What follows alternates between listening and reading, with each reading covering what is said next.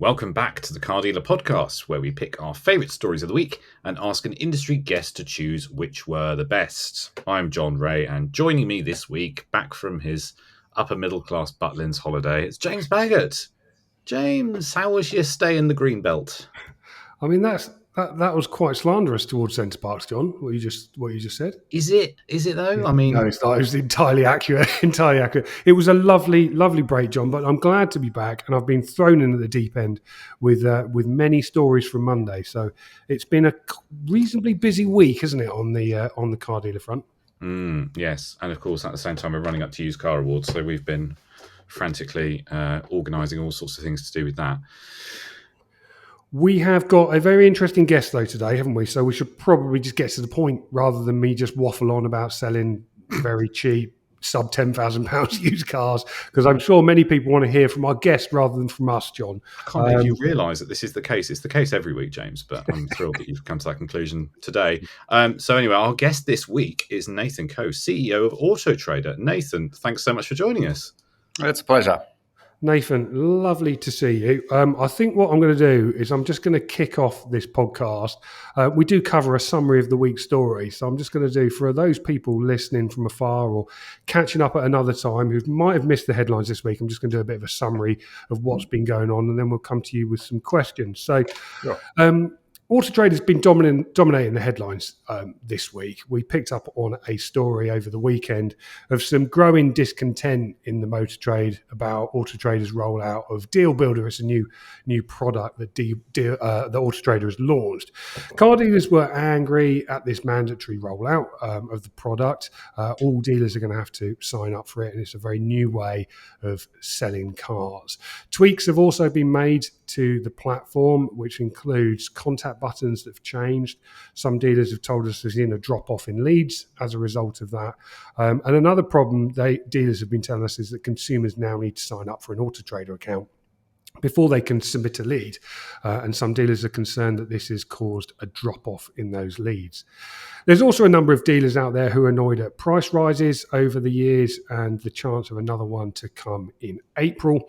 We're going to go into detail about what those dealers are annoyed about during this podcast, and we're going to put those questions to Nathan. But just a little bit of a timeline of events this week. It started on Monday when we published our first story that reported on the mass cancellations being planned of Auto Trader contracts in 2 Facebook groups.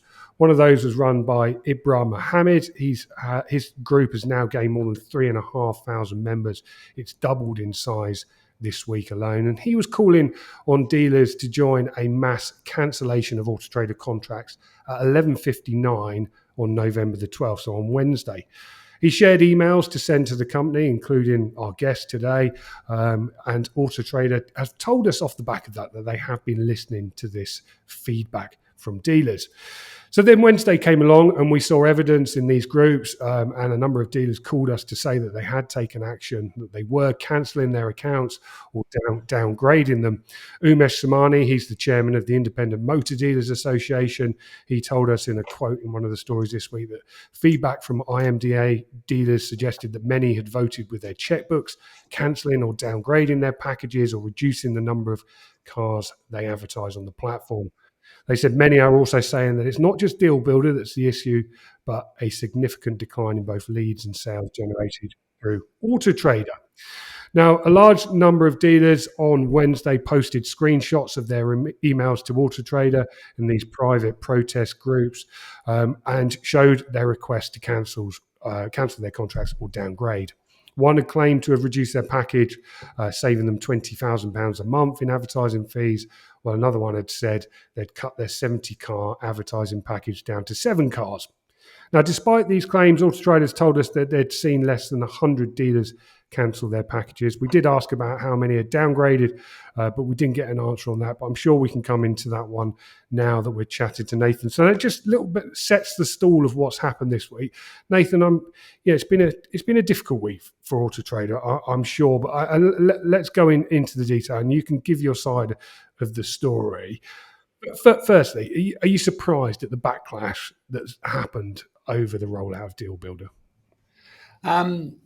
I think yes and no is probably the answer to the question. The reason for not being, the reason for surprise, I guess, if we start there, is that this is a product that we've been working on with retailers for just over 3 years now.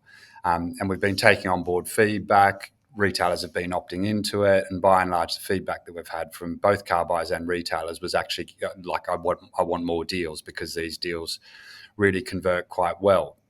So that's partly the reason for the surprise. I think when you look back with hindsight, we kind of had confidence that okay, this is good for retailers now. So rather than trying to charge for it as a standalone product, we announced in June, we said we're not going to do that anymore. We're just going to allow access to this for all retailers and for all car buyers because we can see that there's a real efficiency gain to be made for retailers. So we obviously kind of put our foot down and said, okay, well, let's get this out there as quickly as we can. Now, I guess when we look back, it turns out that perhaps we went a little bit too quickly, and that's caused some retailers to be confused. Combined with some of the stories last week, there's a bit of misinformation out there, and it's left retailers. It's not just necessarily the group of retailers within those groups or that have posted cancellations. I think we're just as concerned for all retailers because a whole bunch of them that are on the product or looking to go on the product or interested in the product are kind of saying, well, hang on, what's this? This isn't what I thought was the case. So we've had to get around. I mean, and for that, I am sorry, actually. I really,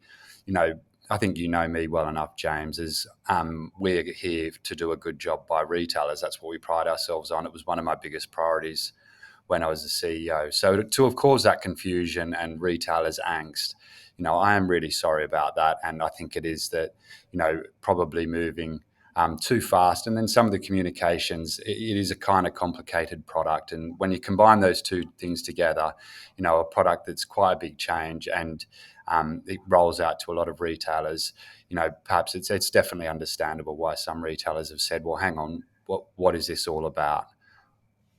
I think a lot of dealers out there listening to this and watching this on YouTube will certainly appreciate that apology. They're also going to want to see some action, Nathan. I mean, what are you going to do? Are you going to roll back this? Are you going to change the rollout?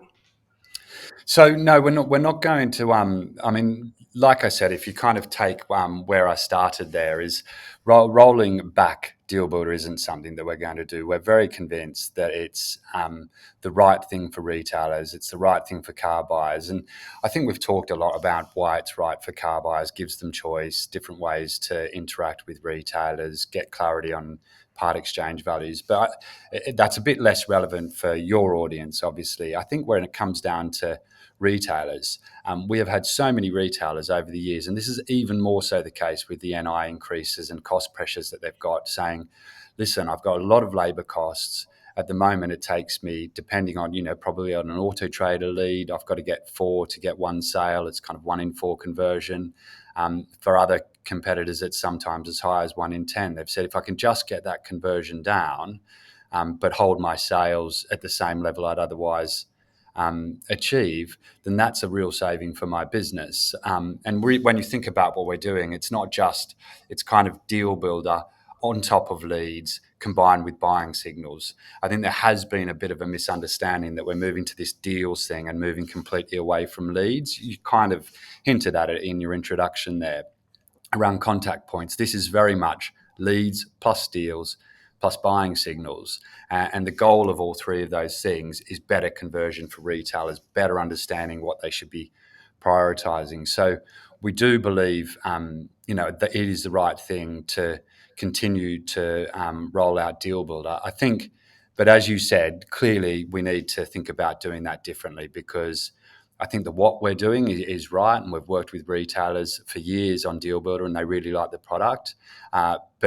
But rolling out quickly, what's really happened, and this has become really clear over this week as we've spoken to retailers, is actually if you give them the right support, if they have a really clear explanation, if they have a chance to ask all their questions, then actually they understand what we're doing. They see the benefit that they can get for their own business, and you don't have this kind of, there is a lot of misinformation, a lot of bits flowing around, all of them that I understand. But that really throws them off. So if they get a chance to be supported through it, then actually on the other side, they're generally, pleased, understand, and ready to get on and see what we might be able to do together. And it's that, if there was one biggest learning that I have, is that we need to provide much more support to those customers that have come on and those customers that are going to go on. But I would say there is. Oh, sorry. No, no, Just in terms, carry on. just in terms of change, I think the other thing too is we're pretty well connected to a lot of our customers. We do have 14,000 of them, so you can't be connected all the time to all of them. But I'd say that's one of the things that we've really put a lot of effort into in the last 5 years. But recognizing that there's certainly a group of customers that feel like they're not being listened to, we're also going to establish an advisory group for both independent and franchise retailers to make sure that that we're getting their input from a broad range of customers, including those that don't feel heard because their only interaction with us might be over webinars. Certainly a positive step forward, that, Nathan. I mean, I'd like to get into a little bit of the detail here, though. But Sure. why do you think Deal Builder is the future? What is it that you think about this new way of buying cars, reserving a car for £99 that is the positive way of selling cars? Do consumers want it, firstly? And secondly, we've seen that a large element of the dealers don't want it. So why is Auto Trader so adamant this is the future? I think, adamant's not necessarily the right word. I'd say working with retailers, we have become convinced over 3 years of working with it that actually when retailers take it, when they're using it, they see it as a really positive thing. I think it's really hard when a lot of retailers are not yet. About half our retailers are on the product. And we see very little opt-out rates when in the early phases where you were able to opt out of the product, very, very low opt-out rate. So I think it is a little bit tricky when people are kind of thinking about something in theory, especially with all the misinformation, like some of the facts flying around that aren't actually true. That just makes it difficult. From a consumer perspective, it gives them, I don't think we need to labour on, I think your more important point for dealers is, why is it a better way to sell cars? So I'll come on to that. From a consumer perspective, we want to be able to provide a consistent experience where they've got multiple ways of interacting with retailers, where they can do a bit more of the work online in a way that works for the retailer, their finance, a guide around part exchange that doesn't at all commit the dealer to it. And that way, when they come into the retailer, they're more ready to buy. The reservation part of it is really about one of those signals, along with our buying signals, as to this person is really ready to go. If you flip that round to, well, why is that better for a seller? I think it comes back to exactly what I said.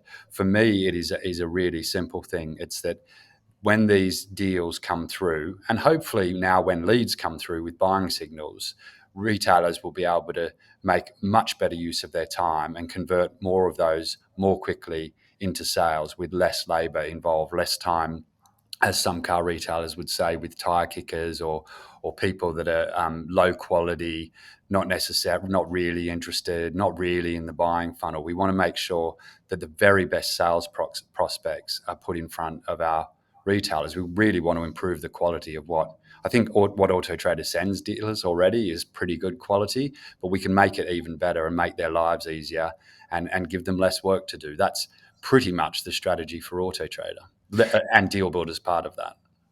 Dealers have said to me that I don't want reservations. I want leads because my team and myself are salespeople. We will sell to those customers when they arrive in the dealership. Let me give you an example. We had a customer come in this week who wanted to look at our Audi S3 that we had in stock. Wasn't the right car for them. We upgraded them to an Audi Q3 that we had in stock and sold it to them. They didn't know anything about it. We hadn't advertised it, but it was because they were there and we had them on the site, we managed to convert them. That would be the same in many dealerships up and down the country. Yeah. Those people want leads. Is this not a stumbling block to providing those sorts of leads? No, not at all, actually. And one of the other actions that we've kind of put on ourselves is we have a new product page that's been through testing now that will give retailers more of those leads that they care about, equalising the contact options that I think you've mentioned previously. So we've heard that message and we've got a new product page that we're going to go out there with. But just flipping back to your point, leads aren't going anywhere. If anything, we're making those leads even more powerful. And for the right consumer, actually, when that consumer comes into your dealership. What you'll know about them now on a lead or on a deal is exactly how ready they are to buy, whether they're a local buyer or not. And actually, we'll give you the information that tells you the other vehicles that they may well be interested in. So I'd say we're actually facilitating and our goal. I mean, we only work because it works for retailers. So all the feedback that we take on board, both today, historically, and we'll still do this moving forward, is all about making this work for retailers. But I think when it comes to Deal Builder, leads aren't going anywhere. What we're doing is adding deals on top of it and buying signals across the whole lot. So if a consumer reserves a car and comes in, it's very easy for a retailer to work out something that suits them better. If anything, we just want to get them into the dealership, and we want you to know this one's a really serious buyer. That's kind of as simple as it is. I think when it comes to reservations, look, we will listen to the feedback. We'll get those advisory groups in place. If there's tweaks and changes that we need to make, we've made loads of changes over the past 3 years. And I think retailers, I hope that we've earned the reputation that we will listen and we will evolve our products. But it's a big customer base, and we accept that we can't get around everyone, and maybe not everyone will like the same thing. I mean, that's part of the balance that we've got to get. Some retailers want this, some retailers want something totally different, whereas we've got to try and find the best common ground, which there'll always be some people that doesn't suit. I wish that wasn't the case, because you know what I'm about, but it's just a hard one, and it comes with the job. Yeah, you certainly can't please everyone when you've got 14,000 customers. I do appreciate that, but I would like to just touch on the consumer side, because you are a two-sided marketplace. Without one, you haven't got the other. Yep. So, from the consumer experience, what is it that gives you the confidence that the majority of car buyers want to interact in this way? Because just from my very limited experience in the motor trade, our reservations, although we push them, are very low. Most people are not happy to put £99 down, which we do too, because they want to come and see the car, or they want to come and see the car first. So what makes you confident? Have you got evidence or research to show that the majority of customers want to do this? Yeah, we do. But to be honest, James, having been in a digital business for a long time, you need to always take surveys and that sort of research with a bit of a pinch of salt. The ultimate measure, I think, is we've had Deal Builder on a relatively small number of cars, maybe a quarter of cars over the past, and an even smaller number of cars over the past few years. And what we've seen pretty consistently, even as we've added more and more retailers, is at the moment, about 1 in 10 consumers do want to place that reservation. And over time, and with certain retailers, that can be as high as 80%, and it's increasing over time. So I think we've got to, and it's not just about actually the reservation. I know that is the piece that some retailers have kind of been upset about it in the last week. It is as much about, I think perhaps the more powerful bit is that we can put a retailer's finance options in front of a consumer who might otherwise go out and get a personal loan, or think about a mortgage drawdown, or maybe a credit card, using their credit card. And that just is a missed opportunity for retailers, especially when they've got, some of them have got very, very good accessible deals for those consumers. And we don't need to lock them in. They don't have to do a whole application. They might just be able to get an idea, but it's giving a chance for the retailer to put that in front of them. Coming back to the consumer, they just want to be able to do a bit more in an environment when it suits them, not necessarily during, 45% of those deals come through out of hours, and retailers don't want to be open 24/7. They can't do that. Whereas this lets some of that activity happen and hands it to the retailer on their terms with their products into their dealership. It's not like we're pushing any of our own products through it. From what I understand, part of the misinformation that you've referenced a couple of times, I mean, one of those is confusion about cars being taken off sale. A lot of dealers are unhappy that when a reservation goes in, that car is marked as reserved, and they may lose out on leads. I mean, why is there a need to even mark these cars as reserved at all? Well, I think most retailers that operate reservations on their own sites will have some version of doing this, and I think it is just a bit more of a statement of fact that there is a reservation on this vehicle, but you can still message the dealer about that car. So we're not kind of chopping it off. We did hear this. We had this feedback actually earlier in the deal builder journey. And so we changed actually the treatment of that flag because it did look like it was off sale. Now it's just got a flag that says reservation in progress, and you can still submit messages. We still see consumers and car buyers putting those messages through because it is a reservation that's in progress. But, from their mindset, the car's still there. All the details are still there as well. The only other thing that I would add is we do see these as high quality leads. I'm sure you do this in your own business, James, but the minute these reservations come through, retailers can jump on that and they can speak to the consumer and confirm the reservation, get them to book an appointment, or if they can't get in touch with the consumer and they feel like, well, hang on, my car says reservation in progress, I don't want that, and I can't get in touch with the consumer, then with one click they can cancel that reservation. And if the consumer wants, they can get back in touch. So we deliberately did this because we had exactly this feedback from retailers, all the power in their hands. And I know some retailers have said, well, the car could be off sale for 21 days, 30 days. Clearly that would not be a product that we would design. But if no one gets in touch with anyone, then the reservation can stay on to a very maximum of 30 days, in which case we actually kind of stop the reservation and just return the money.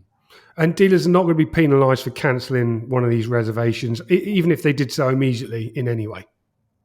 No, well, I mean, we don't penalise. I'd like to think that we don't penalise retailers.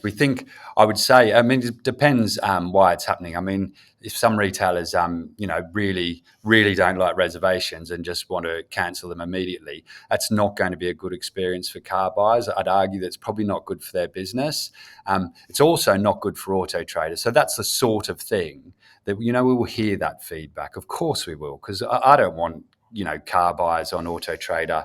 And actually dealers don't want that either. Dealers don't want to be putting consumers' noses out. So we're not going to, push on mindlessly without listening to feedback, without paying attention to the consumer experience. We've got to marry those two, and that's just not a great experience. One of the things that worries me, Nathan, about this is we put a lot of store by our reviews. We work very hard to keep our customers happy. If someone has reserved a car on my website and perhaps I'm talking to a different customer in the dealership at exactly the same time and selling them that car, and then I have to go onto Auto Trader, cancel that reservation and end up with a bad review saying, what was the point in reserving this car? He's just sold it to someone else, probably got more money.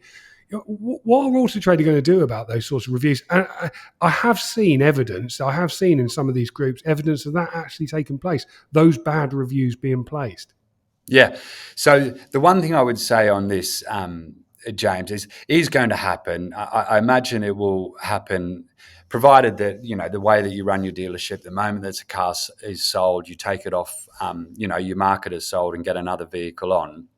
Then this should happen in a relatively small number of cases. Having been, working with dealers now for 17 years in kind of an Auto Trader capacity, I would say to you that this has always happened, and it has also always been a source of negative reviews for retailers. I mean, at the moment, for reservations that go through, the number one reason why the reservation isn't completed is because the car's already been sold. And consumers do seem to accept that. I wouldn't say that we've had, I would say in the whole 3 years, I've not, typically retailers, they have my email address and many of them have my phone number as well. I've not really had that feedback that strongly. And to the extent it does exist, it has been something that's really consistent. Person, you'll have experienced it. Person comes down to the dealership, I want to look at this car. This particularly happens with Auto Trader because 2/3 of people just walk in and you say, sorry, that car has been sold. And it is exactly the same thing that happens today, whether it's reservations or you booking an appointment over the phone or them trying to get in touch with you. Now, Nathan, there's been wild speculation about pricing on this. I mean, I've seen comments, and I'm sure you have, about the 0.25% charge. When it was a product, people think that that's going to be brought back in or is in place as it stands now. Are you ever going to charge for Deal Builder? So the 0.25%, I can tell you that is done with. We're done with that. In June, when we announced that we were going to all retailers, we were super clear. And if not, I'm now being super clear that we are not introducing any percentage commission fee, 0.25% or anything else in April. Deal Builder, buying signals, the leads that dealers get today will all become a standard part of every retailer package. Sorry, I think my internet is playing up. No, I did notice that. I hope it's not Yeah. mine, but No. I'm so sorry. No, we'll carry on nonetheless. So, just on that front, is the cost of Deal Builder simply just going to be factored into those price rises that dealers are going to get in April?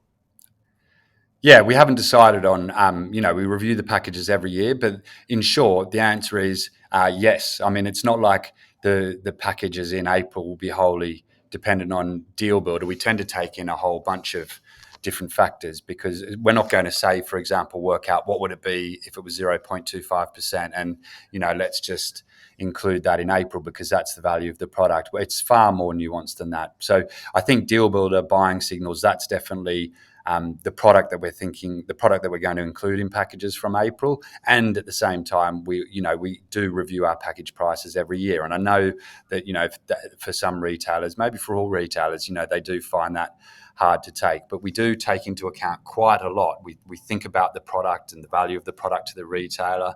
The reason why we do that is actually because our philosophy is that we want a retailer every year to be doing better off for them than in the year before. So the products that we try and put into those packages, whether it's been pricing, stock turn, you talked about the data on your own show, whether it's Deal Builder, whether it's buying signals, these are all aimed to put tools in the hands of retailers that we can then talk to them about to help them do better next year than they did in the previous year. But we also take into account, how are our dealers feeling and what other pressures have they got on their business? Is trading good or less good? And so there's quite, we want to be here forever and we want to work with UK car dealers, for as far as we can see into the future. So doing unsustainable things or, not taking those things into account isn't the right thing to do. But the product is part of that. If it's a product that, Deal Builder has had a lot of engineering, I wouldn't even know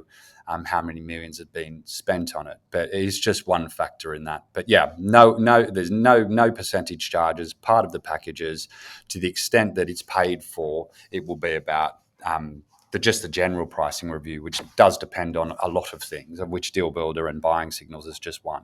I mean, Deal Builder and the rollout of that has been a catalyst for this movement from these dealers who are upset in the way that they say the way they've been treated. I mean, a lot of them are upset at the annual price rises, which have been significant. They've been above inflation, haven't they? Last year, what would you say to those customers and those people who are frankly a little bit cheesed off with the annual price rises? Yeah, so I get it. I mean, it's worth saying that the way that I get it. Let me just start with that. I do get it. But what we're trying to do, and what I would urge any retailer that is feeling that way, we have 300 people in partnerships, and they're no commissions paid. They're not kind of forced to sell or any of that. What we ask them to do is work out what the retailer's goals are, whether that's a stock turn, a sales target, a gross profit target, or all three of those things. Find out what that goal is and do what you need to do to help them get there, because we're not retailers and we don't pretend to know all the things that retailers know.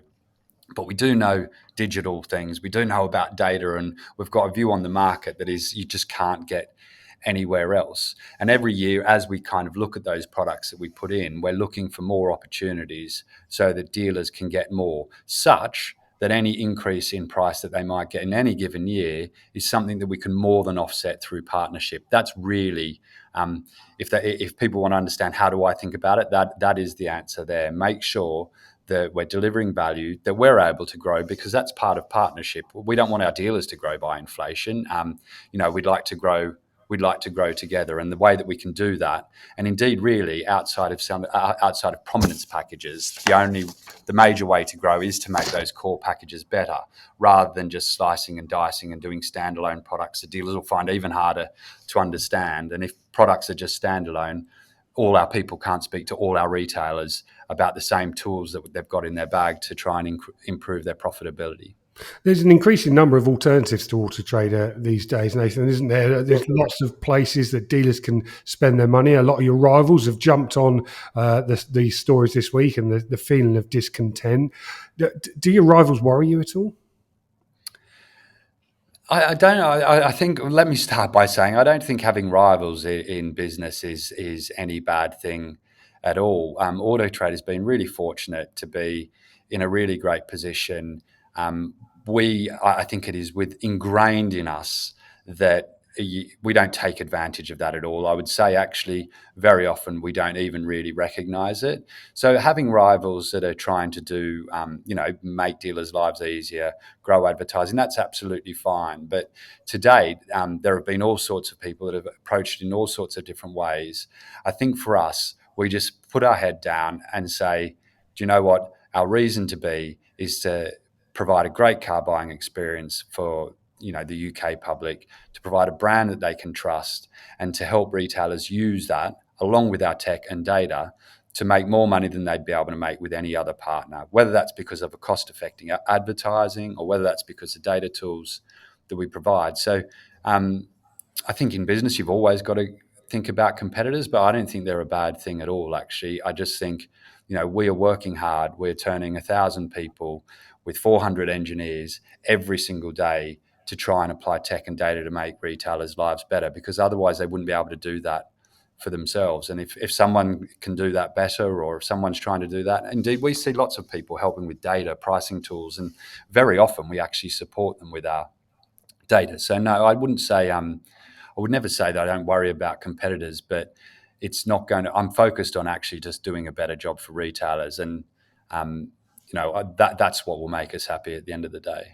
Let me move on to some questions that we've had sent in by our readers, your customers. We've been mentioning it all week in our stories that dealers can do it, and we've had lots of them. I mean, the first one, I won't mention their names, but I'll go on to their questions. The first one is, why is the £99 fee refundable? They say that it would be a much more clear signal of intent to buy if that £99 wasn't refundable, and also stop customers, which I know you say they don't do, but reserving lots of cars on a Saturday, for example, to go and see. So their question, why is the £99 non-refundable? It is a good question. And because we've been on this journey for some time, it actually came up very early in Deal Builder. So initially we had the reservation fee. It's always been refundable, but the difference with it is that it went directly to the retailer. What we found is that the processes that retailers had to go through, if you think about invoicing a car, and I know this is getting into a little bit of detail, if you've got to factor in Auto Trader's £99 into that, it was just becoming a complete faff. So the first decision that we made was, well, let's us collect the £99. Now, as soon as we made the decision to do that, that meant dealers didn't need to set up escrow accounts. We didn't need to set up Stripe accounts for all the retailers. It made it easier to onboard retailers and made it easier for them to invoice. But as soon as we're taking the money, then it almost becomes it almost follows on from that. Well, then if we're not going to give the money to the retailer, we need to give the money back to the consumer so the retailer can just deal with them as they want to.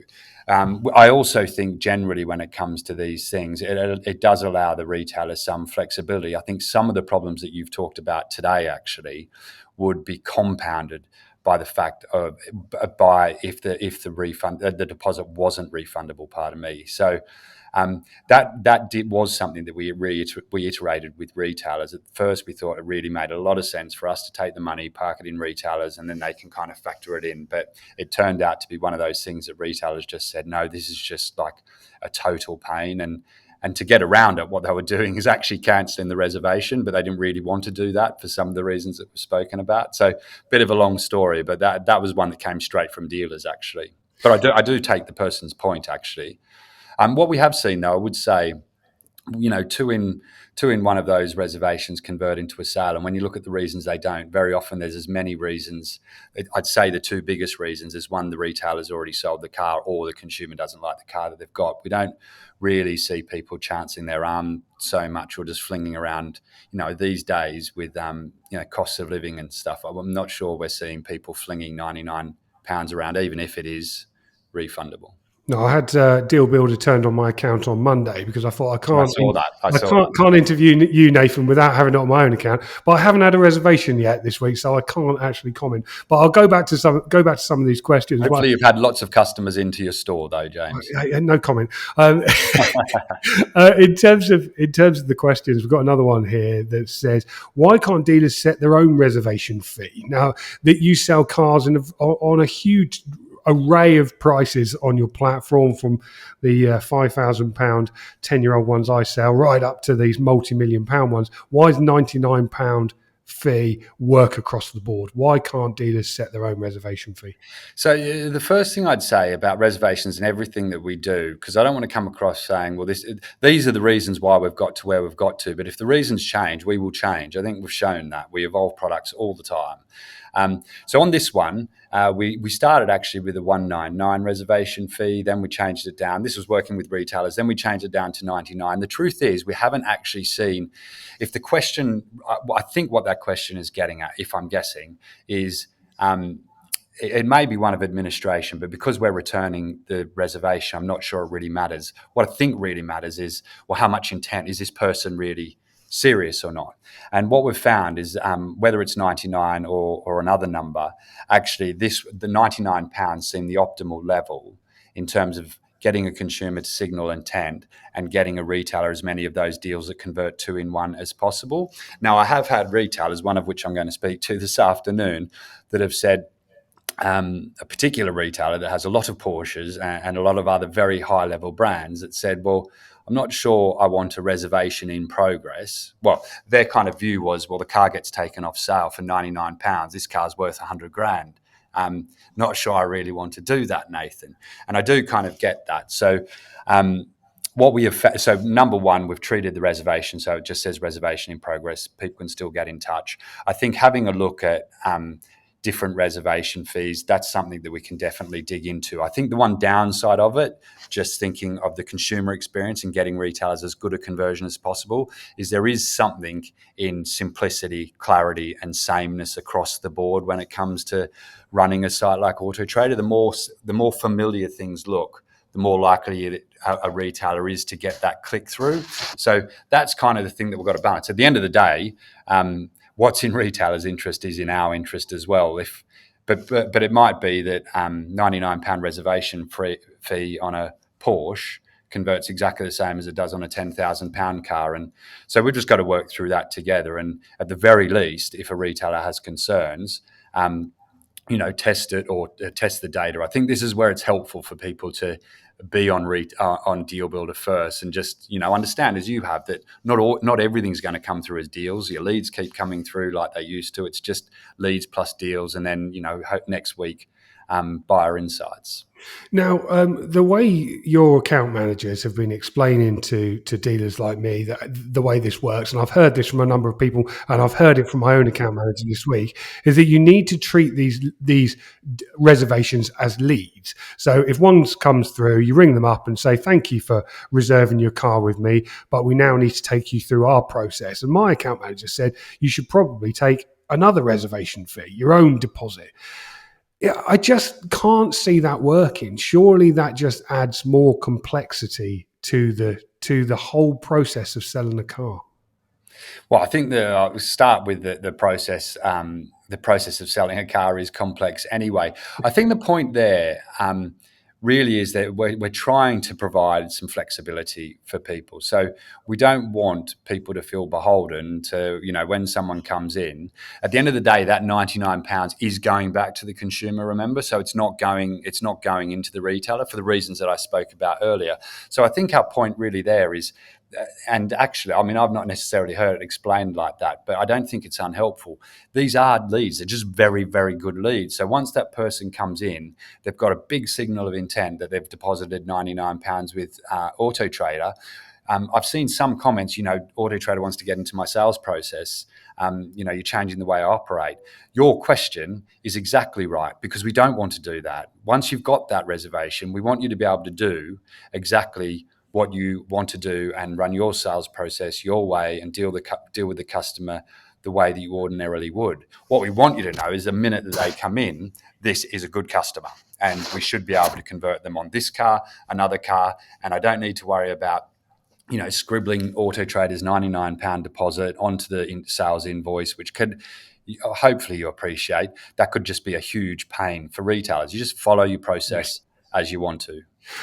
And the thing that keeps coming up time and time again when I speak to dealers this week is, why isn't this optional? Why can't we choose as car dealers the way that we sell cars? And where I'm interested in this one, actually, James, is that about reservations or Deal Builder more? I think that's about the reservations. It's the fact that the reservation process, all part of the sales process, has been taken out of the hands of dealers. That's what people keep saying to me, that I want to choose whether it works or not. A lot of dealers have said to me that if Deal Builder is this new product that is going to sell me more cars, I will naturally progress onto it. But I want that to be my choice, not yours. Yeah, I do understand. Look, I understand this. I do understand this point.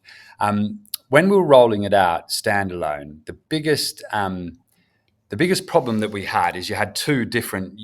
If we just step into the consumer mindset, they'd look at some cars, and some cars have got this deal and reservation. Then they'd look at some other cars, and it's got a message seller. What happens in the world of the internet and people that basically have very short attention spans, make decisions really, really quickly, when you don't present them with common patterns, what happens is that they can stall. And that stall, whether it's a message or whether it's a reservation or whether it's a deal, is bad for retailers. What we want them to do is, it's not about not thinking, but we don't want them to have to think about the pattern.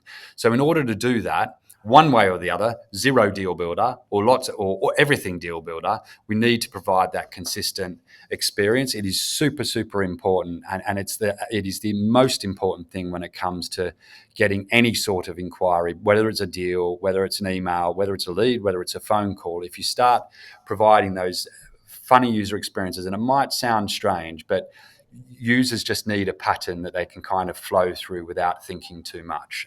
That would be that is the holy grail of user experience, is don't make me think. So we need to get to a common pattern one way or the other. Now, for the reasons that I said right at the very start, I really believe that, for the retailers I've spoken to that are on Deal Builder, they don't come off. They like it. I'm sure there's some that don't like it. Of course, you can't keep everyone happy, but by and large, I'd say this product has had, in general, from the people using it, really, really good feedback, because they just like only having to speak to two people to sell a car. So we've chosen that user experience to be the common pattern for Auto Trader. That's really what's behind this. The only thing I'd say is, what we changed. Deal Builder was a standalone product. Now it's not. We're just making it the experience that is Auto Trader, but that's not casting to one side leads in the way that we used to operate. I think this has been really misunderstood, and understandably, but it is leads plus deals plus buying insight. It's just more. That's kind of what we're shooting for. Nathan, but part of that's come about as because you've changed the way that dealers get contacted. I mean, if you scroll on a mobile view on my cars on the Clever Car Collection, what it now says is reserve for £99 or call, whereas before it said call or message. Now, the majority of the leads that came into my business were via message. They weren't via call. I mean, there are not many people who like ringing anybody these days. There's millennials are scared of the phone, and actually a lot of the time, when you're outside of working hours, we're closed more than we're open. Yeah. Those people can't call us. So you have removed a very simple way of consumers contacting dealers, haven't you? Are you thinking about putting those buttons back? I wouldn't say putting those. Let me start. We haven't removed any contact methods. We have changed designs. You're talking about the sticky bar at the bottom of the mobile site. So I get that. You are right. That is what we've changed. I did mention it before, but it might have been missed. Yes, we have got a product page change that is ready to go next week. We'll tell retailers about that shortly. It'll start rolling out probably progressively. And what it does is address that concern. Reserve is still there because we want to give dealers leads or reservations that convert two in one. The other button that was there will open up all the contact options to you rather than prioritizing one over the other. So we've heard that. We've absolutely heard that. And when we've tested it in when we've tested it to go through the product development process, that does result in an uplift in emails and in deals. So, which is what retailers are telling us that they want. I will state for the record, retailers used to always say to me, calls are best. So, Of course, yeah, of course. but we're here to work for retailers, and we've heard that messaging pretty loud and clear, and they will see it's a change that will affect both deal builder customers and non-deal builder customers. And from what we see, on average, a lot more deals and a lot more emails. Yeah, that's sensible. That'll certainly please me, because I was very disappointed to see that disappear. So, I mean, I would say on that, James, if you don't mind, yeah, go for it. a few people have said that just two things to give people some comfort. When you move to Deal Builder, and any customer that does this individually should be able to see this, some leads will go down, but deals will go up. But on average, it's not really changed. It's just the mix that changes. The other thing I would say is when we look at a global level in auto trade, I know some customers have said emails are down, or when we look at leads overall, they're pretty flat overall. And if anything, when we look at our sales data, we're seeing it kind of flat to uppish. So anyone that has those concerns, they should feel free to get in touch with us. What we're seeing at a global level, we're also seeing when we speak to customers. But if people do have concerns, particularly if they're seeing their sales dip, at the end of the day, that's what really matters to our customers, not necessarily the mix of how those leads come in. They should get in touch. Yeah, I've got a couple of questions on perfect. the wider market in a moment, but I just want finish up with the questions from our readers. The last one, and this has come up a lot, is why is Auto Trader now forcing consumers to sign in and create an account to submit a lead? A lot of people say that that's just putting another barrier in place for consumers to contact us. Yeah, so I think it's a totally fair question. I would go back to the start. We don't do things. That aren't good for retailers, especially when it comes to contacting them. Which begs the question: well, why do you do this? Because surely that will mean some consumers don't inquire. So there are a couple of things there. The first is that the majority of consumers are already, especially the consumers that submit leads, are already signed into the platform. Most of our audience is on apps. Most of those people are signed in. So it's perhaps much less of a barrier than people think. However, when we first put the change in, there was a bit of a dip, and it kind of normalized. It normalized over time. This is back to those patterns that I spoke to you about. So people kind of got used to that over time. We also saw quite a bit of an increase in calls as well. So consumers would just choose their pattern. Choose their method of contact. That has largely normalized. The question is, well, yeah, okay, so why'd you do it though? The answer to that is two reasons. One is we want that consumer to be linked to that retailer's vehicle so that they can come back and re-engage with the retailer if they haven't already, or if they don't hear back from the inquiry. So by doing that, think of it as creating an account and a permanent connection between the retailer's vehicle and the consumer. We can't do that without a login. The second reason, and to be fair, retailers need to have a chance to see this, but we're really hoping that retailers like buying signals, and I think it is a really good product, but at the end of the day, it's got to be good in the hands of dealers. We can't do that without the login journey. So there are a couple of reasons. It wasn't that we want to do anything with the email addresses. It's actually retain that, create a basket between a retailer and a consumer, and enables the buying signals, as I mentioned. I think part of the problem with the way what we've experienced this week with this groundswell of discontent is down to timing. I think a little bit. I mean, dealers are a lot quieter. They're telling me than normal. I mean, we're getting towards the Christmas period, aren't we? Yeah. What is the market actually like out there? What are you seeing on a wider scale?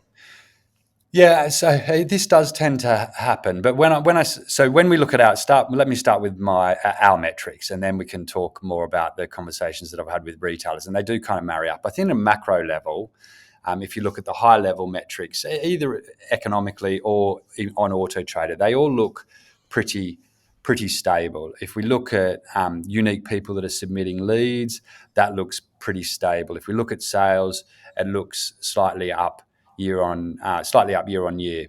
Speed of sales actually got a little bit quicker in the last probably 6 weeks. So we are, well, sorry, it's reasonably flat, but it's still a day quicker than it was last year. So that suggests that the balance between supply and demand is good, and used car prices are kind of creeping up. So I'd say overall, the market still feels pretty good. Some retailers will say, well, hang on, that doesn't feel like that to me, Nathan. So I think there are two buts, if you like. The first one is the market always slows down. October, November, December, it steps down. And sometimes as retailers, that can be a bit scary because it does happen like week to week to week. We see it on our site. If you focus on the year on years, but not all retailers do that, they'll tend to focus on, well, hang on, 2 weeks ago it was this, it's 5% down. A week ago it was this, and it's 5% down on that again. So you have got to, I think that is just the cycle of car buying and selling, and retailing gets a little bit trickier. I think the real key and thing that we would urge, and the thing I see that good retailers do, is think about your buying strategy to set you up for January, because that is when it rushes back, and that's your best opportunity to, you might not make the same profits in December. I'd be really surprised if anyone did. And for many retailers, they might dip into, close to flat or a loss. But if you hit January really, really well, in COVID, almost every year, that is the year when we see good retailers of all sizes really, really capitalising on it. But you've got to take a bit of, you've got to hold your breath a bit and buy cars in December, make sure they're advertised, ready to go, which is always, I don't have to do this. And if I was a retailer, I probably would hold my breath a little bit doing that.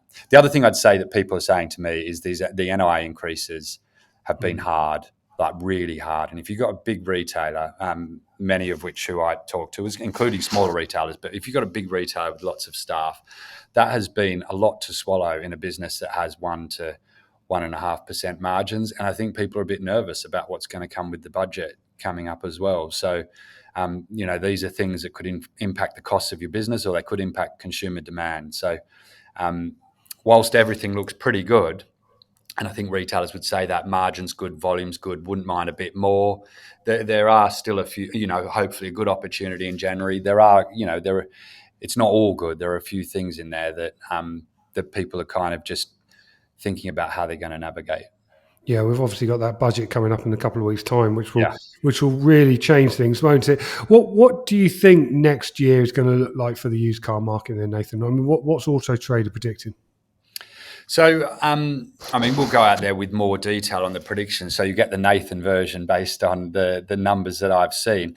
I think the honest truth is, first of all, I would say used cars is really important. I think actually a bit to your previous point, if you don't mind me saying, new cars is hard for our franchise retailers. New cars is really hard. And I'm not sure how much easier that gets as these ZEV targets keep nudging up. But I'm sure you can get Robert Forrester on the show to talk in more detail about that. When it comes to used cars, listen, you've got a lack of supply that is still rippling through the market. It was really, really tight in 3 and 4 year old cars this year.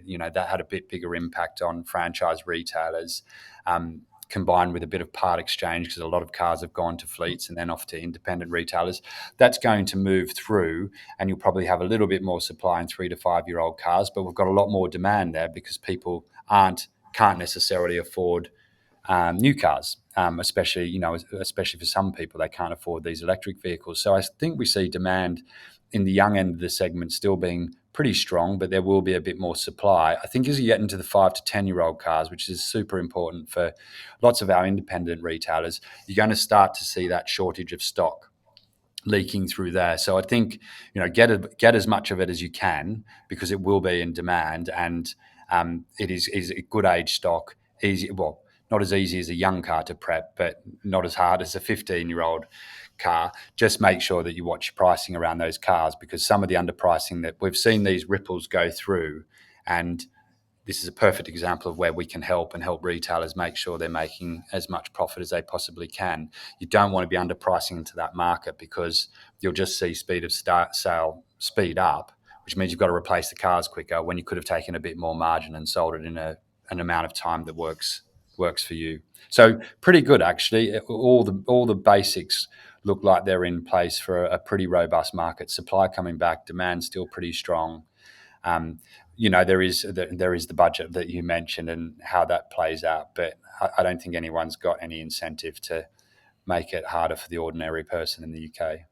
I just want to wrap up our chat, Nathan, with just a bit of a kind of just a little bit of a recap on what dealers can expect off the. I mean, we've seen a week of discontent. You've clearly had cancellations. The Auto Traders admitted that. You've had a number of dealers downgrade their accounts. Speaking directly to those people or people who are thinking about doing that, what would you say?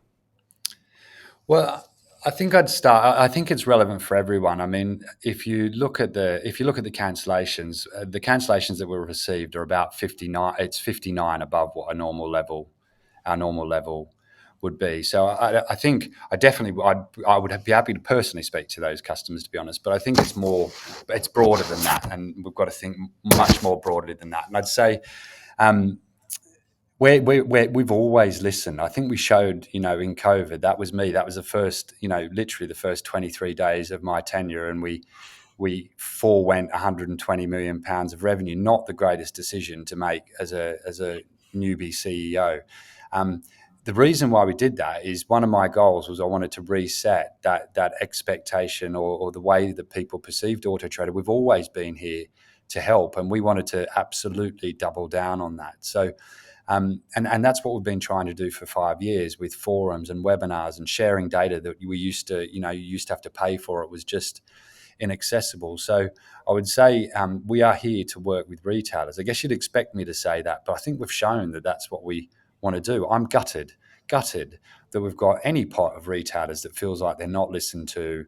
And some of that is down to us using words like mandated, and that perhaps some of our comms has been a bit hard to understand. We went, perhaps retailers were turned on too quickly. I totally take that. But we can only kind of move forward together, and I think that's what we're doing. We'll listen to retailers. We always do, but some of those retailers clearly don't feel listened to. So we'll set up these advisory groups to listen to them. We'll take on board the feedback around reservations. We've got a product page that's going to address those contact options that people have talked about. So we've listened, but we've listened to all our retailers. I think that's really, really important to understand, because there are retailers that love some things, there are retailers that don't like some things. We're trying to maybe it's hit the bullseye or just find the right line through the middle, and hopefully people appreciate that is hard and sometimes we don't get it right. But we're working here for. Retailers are kind of our lifeblood, connecting car buyers to retailers. That's kind of all we've got. And, we're desperately trying to do it well. And personally, it hurts a bit when you feel like you've let customers down. And I do feel that. But I think, we can move forward. I've got real confidence, actually, that the stuff that we're doing is good for retailers and we can make it work. And maybe it's not perfect today, but that's all right. We can change this stuff. That's kind of what we've done for 3 years now with Deal Builder. Nathan, I'm going to let you off the hook now. Thank you very much for joining us today. I mean, we're coming towards the end of our podcast, but in the spirit of our normal podcast, we do normally talk about the week's stories, don't we, John? So I think probably we should just do a kind of quick head-to-head, shall we? Should we pick our best story of the week each, and then Nathan can choose which of us, pick the best one? But that's your line, isn't it? Yeah, it is. You've said my line, James. I'm stealing your thunder. Sorry. Yes. So, I'm going to go with something about tax, which is of course inevitable in the world that tax exists. But there's been some ahead of the budget, which helpfully is 2 days after our used car awards, just as we're getting over our hangovers. There's been some musings about what will happen around replacing fuel duty in the budget. And there's been suggestions about this pay-per-mile levy on EVs, which, as I stated a couple of weeks ago, I potentially could be very difficult to implement if Rachel Reeves decides to do that, and I'm not entirely sure how it would work. But the news on it this week is more sort of speculation, but there's a suggestion that electric vans would be exempt from the new pay-per-mile charge, but plug-in hybrids wouldn't, which would be extremely complicated and also a massive problem for. So, as a plug-in hybrid driver, you would pay your fuel duty on your fuel, and then your levy on your electricity, or your pay per mile on your electricity as well. I don't know how on earth that would work. So that's one of the complicated things floating around at the minute. And the other element is alongside this, conveniently or inconveniently timed, is the changes to the congestion charge. So at the minute, electric cars are exempt from the congestion charge as long as you go onto the portal and register and pay £10 a year, I think is the charge to have it removed from your car. But that's going away in January. That has always been the case. Anyone who's got an electric car and drives into London will know that because it's been set in stone for quite a while. But it's unfortunate timing that it happens to have coincided with all this stuff. And what's come out since then is what will happen to EVs after that. And effectively, if you drive an electric car into London as of January, there will be a discount. So there will be a 25% discount for electric cars or a 50% discount for electric vans and lorries. But at the same time, congestion charging is going up. So it's basically, if as an EV driver going into London, van or car or lorry, you will be paying congestion charge at some point in the new year. And I do understand that because congestion charge is about congestion, not about necessarily air quality, although there is an element of the two. The problem with all this stuff is, as we keep saying, this sort of stuff will need to come in eventually because everyone will be driving electric cars and you need to replace the tax revenue. And also, if congestion charge was free for everyone would be driving into London, probably. But is this the right time to do it? Have we hit the critical mass of EVs now? Have we hit the point at which EVs are cheap enough that you can put a levy on top of their mileage or entrance into London or whatever? Or is it just a tax at a time when EVs are not that well adopted and it's going to put people off? And also, EVs are not that cheap to run at the moment if you cannot charge at home overnight.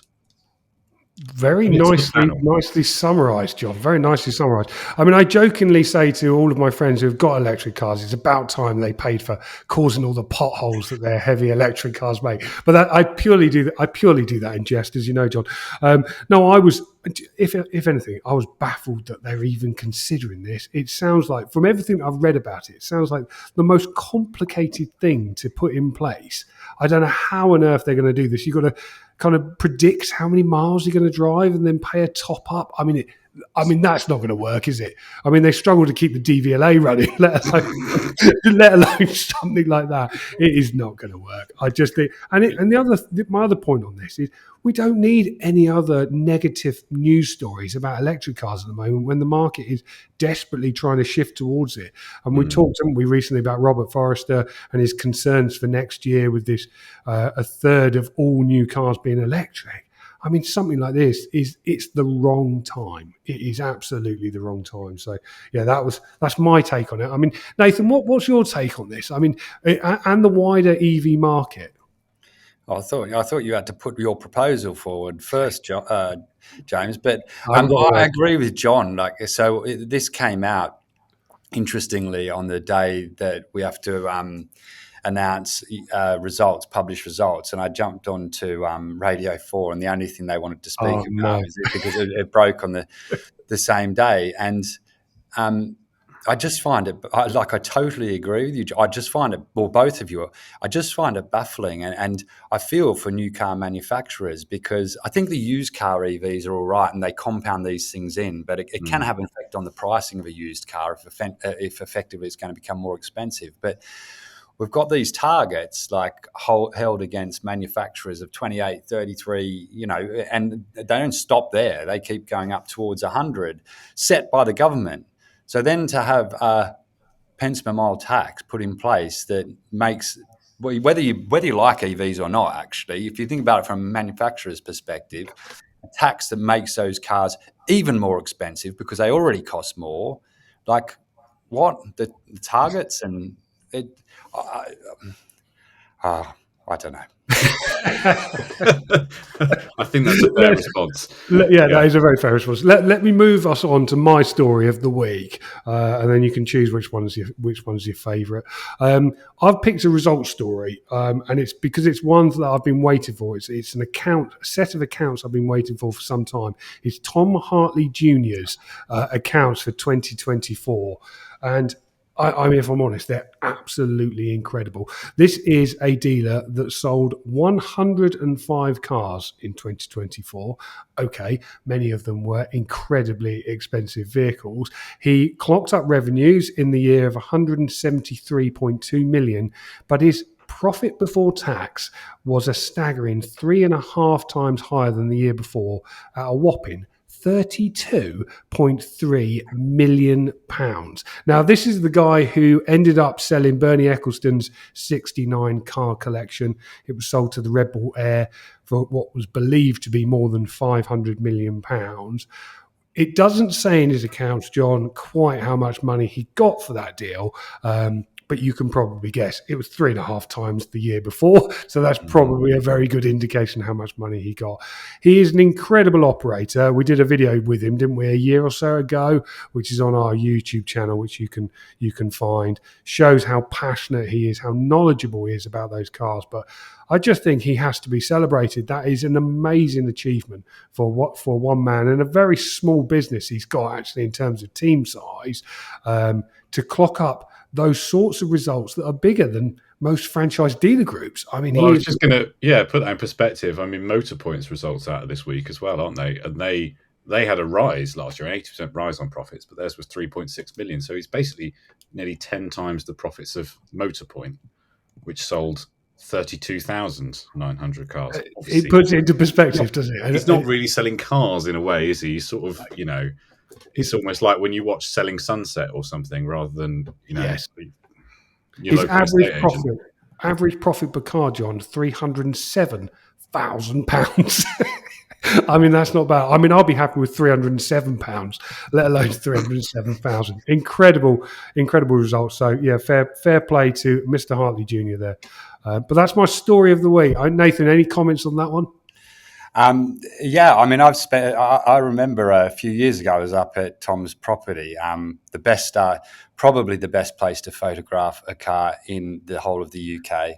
And Tom was there actually in the office, but it was before. I'm not sure I think he was running his business, but he certainly wasn't making headlines like he is today. So I think it's brilliant. And I'd have to choose that story if you're asking me, because I'm sorry, John, but I'm bored of talking about taxes and incoherent like government policy that I can't really work out. And you know what, retailer doing well like that, starting off with his own business, admittedly a dad that's also a very, very good retailer of luxury vehicles, but to be given the privilege of selling super celebrities cars and such large collections, I mean that is a nice way to end the week, I think. Lovely. I'll take that win, especially after those awkward questions. Thank you very much, Nathan. Much appreciated.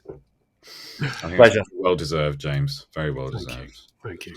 Well, we're very much over our time. So all that's left for me to say is thank you so much to Nathan for coming on today and for putting up with 55 minutes of James's very intense questions. Yeah, sorry about that. But thank you for coming on. It's much appreciated. And I'm sure your customers will really appreciate it too. Thanks for the opportunity. I really appreciate it. Anytime. Thank you as well to James for remembering to come back from his holiday. And thank you for listening. We will be back next week with another episode, so make sure you're subscribed so you can be notified when that goes live. If you want to check out the stories we mentioned today, take a look in the show notes below or head to cardealermagazine.co.uk. Thanks for listening and goodbye.